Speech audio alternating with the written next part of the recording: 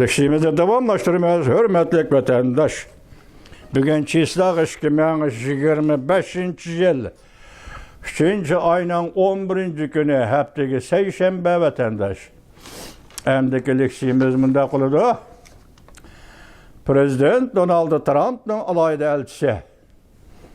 Prezident Donald Trump'ın alayda elçisi Moskova'ya berip Prezident Vladimir Putin bilen görüşüdü. Mavzulu haber 3. ayının 11. günü Venvi torbetide ilan kılındı. Haber mundak başlandı vatandaşlar. Reuters haberdar kişilerin sözlerden nakil keltirip mundak görsetti. Amerika Qo'shma Shtatlari prezidenti Donald Trump'ın alayda elchisi Steve Witkoff yaqinda Moskovani ziyorat qilib Prezident Vladimir Putin bilan ko'rishdi. Prezident Donald Trump O'rta Sharq alayda elchisi bo'lish bilan Witkoff 3 yil davomlashgan bu urushni oyoqlashtirish jihatda borgan sira muhim rol o'ynaydi. Witkoff balki o'sha yerda Moskvaga ziyoratga bordi. Prezident Donald Trump hali burunli Prezident Vladimir Putin bilan ko'rishadigan orzusini bildirgan edi. Witkoff o'tgan oyda Moskvada Prezident Vladimir Putin bilan ko'rishib, Moskvada nazarband qilingan bir nafar Amerikalik popni turmadan qutuldirib elib kelgan edi. Amerika Qo'shma Shtatlari davlat ishlar kotibi Marco Rubio vakillar umigini boshlab Saudiya Arabistonga berib, Ukraina amaldorlari bilan Ukraina urushi to'g'risida suhbat elib bordi. 2 nafar Amerika amaldorining oshkorlashiga asoslanganda Amerika taraf mushaqqatimliq suhbatdan foydalanib, Ukraina bir maydon urushni oxirlashtirish uchun Rossiyaga amaliy yo'l qo'yamdi yo'q baholaydi.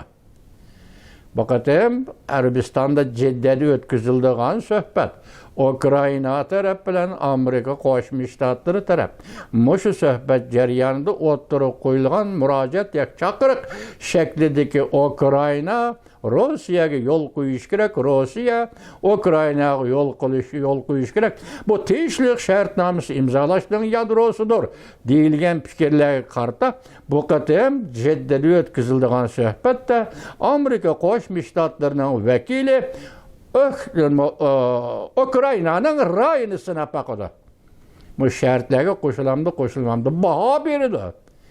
Mushqatim suhbatda deyilyapti vatandosh. New York vaqt gazetining 1-kuni, ya'ni 3-ayning 10-kuni xabar qilib mundaq ko'rsatdi. Marco Rubio suhbatdan burun mundaq bildirdi. Qanday bo'lishidan qat'iy nazar, Ukraina yer, zamin kesib berishi kerak. Muqaddam suhbatda va keyingi tinchlik kelishim imzolash jarayonida qanday bo'lishidan qat'iy nazar, Ukraina yer, zamin kesib berishi kerak Rossiyaga.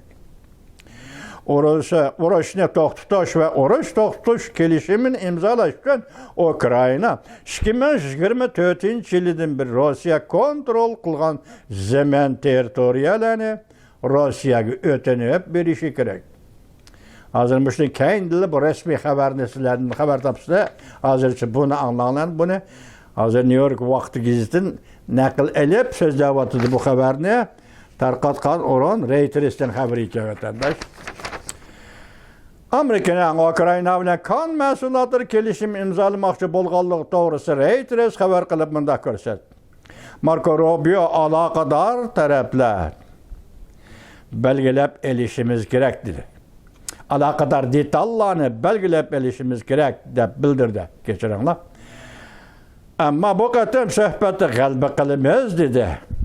Xabardor yoki suhbatga qatnashuvchilar.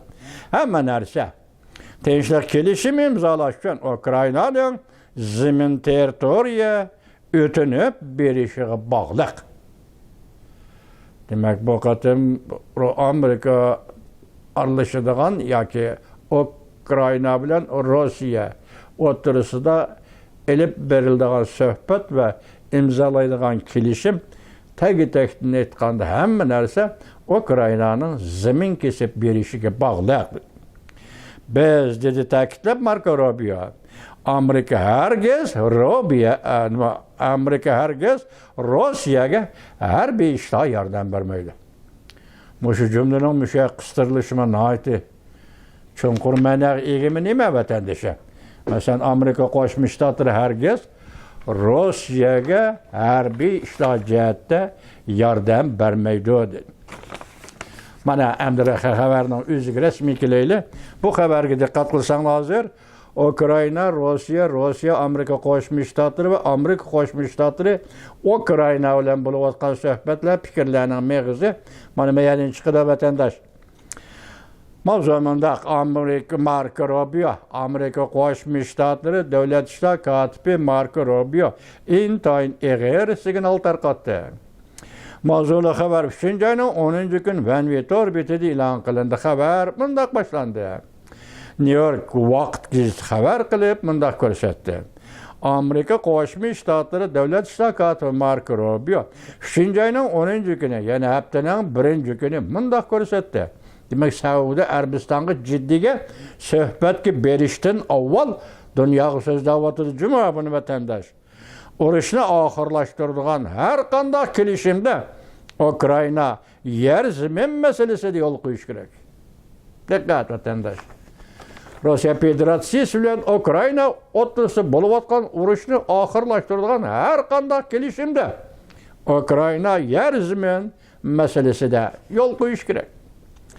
Davlat ishlar kotibi Marko Rubio Saudiya Arabiston Jidda shahriga suhbatga berishdan 10 kun burun Ukraina prezidenti Zelenskiy bilan Oqsaroyda jiddiy suhbat o'tkazdi. Talashlar ko'p bo'lganlikdan prezident Trump hukumati keyin Ukrainaga berilgan harbiy yordamni vaqtli to'xtatdi. Bizning eng muhim majburiyatimiz Ukrainaning jafo mushaqqatli qarori elishiga kafolat qilish. Bir qarorga kelishing kerak Ukraina. Biz shuning bilan kafolat qila olamiz Amerika. Ondaqda Rossiya jafo mushaqqatli qarori elishga to'g'ri kelgandek. Masalan, Rossiya yo'l qo'ydi, Ukraina ham yo'l qo'ydi. Urushni oxirlashtirish yoki to'qinishni vaqtincha ma'lum shaklda to'xtatish deb javob berdi Marko Rubio muxbirga. Davlat ishlar kotibi Marko Rubio kelishimning konkret ramkasi bilan ta'minlamadi. Lekin aniq qilib bundoq ko'rsatdi.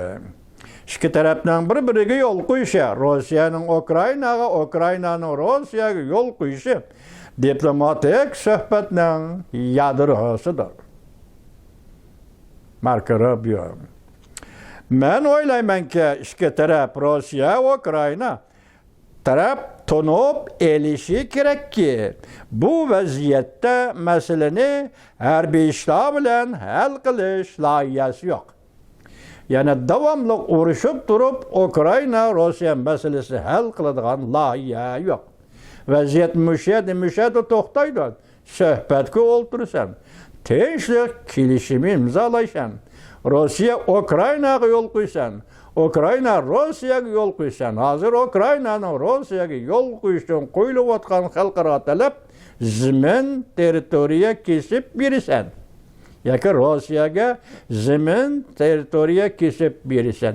Lekin mush jarayonda Rossiya yo'l qo'ydi Ukrainaga deganda Rossiya qanday yo'l qo'ydi? Bu to'g'rida konkret fikr yo'q vatandosh. Demak, endi hozirgi vaziyatda masalani urush bilan hal qiladigan loyiha yo'q. Deb ko'rsatdi davlat ishlar kotibi Marko Rubio. Rossiya butkul Ukrainani bo'ysundirib bo'lolmaydi. Diqqat vatandosh.